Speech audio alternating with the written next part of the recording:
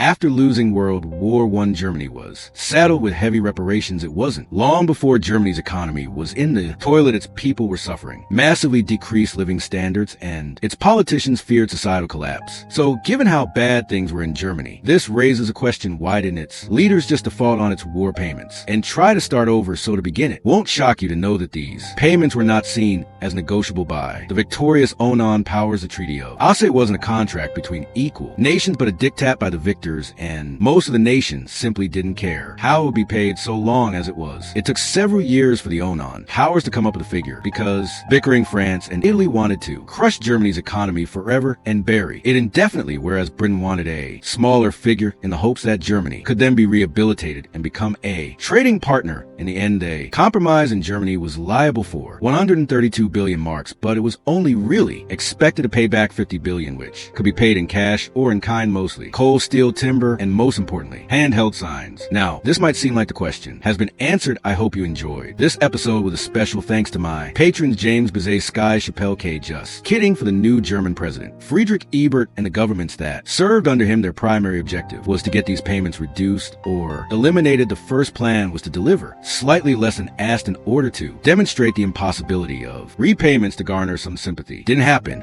And in 1920, the Annan and Germany held a conference to try and work things out, and the conference came to one conclusion: Germany would pay it back, or else. With this in mind, you'd think that the German government would have done everything in their power to get the reparations delivered, but fun fact, no. Over the next 2 years, delivery of goods were delayed smaller than expected, and in some cases non-existent. Part of this was down to some of these deliveries being impossible, but in some cases it was willful. The idea was that if Germany could use these resources to build its own economy, it would be better positioned in the future to pay its reparations. This was something that Britain agreed with, but France, Belgium, and Italy refused, seeing it as letting Germany off too easily. By 1922 end, Germany had been declared in default 4 times, and in January 1923 Germany defaulted again, but this time was in terms of coal delivery, which the French desperately needed. As such, France and Belgium invaded and occupied the RU1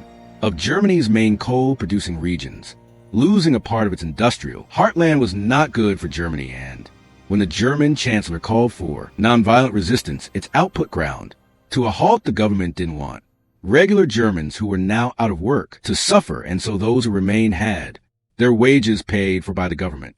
This required a lot of money, and so the options were: 1, increase taxes on everybody else; 2, take the money from another part of the budget, or secret option number 3, just print more. This, in combination with a large increase in spending, led to what the Weimar Republic is best known for: the discovery of renum, or hyperinflation. As you'll know, hyperinflation obliterated the German economy. At the end of 1923, the government called for an enter-passive resistance, issued a brand new currency, and the Onan looked into changing the terms of Germany's reparations to smooth things over. In the end, the Doors Plan was adopted, and this opened up Germany to foreign credit and investment, which helped the country pay what it owed. This was reformed again in 1929 and 1932, at which point the Onan agreed to forgive 90% of the remaining reparations, and after the next set of elections, the next guy wasn't very interested in paying back anything at all. In the end, Germany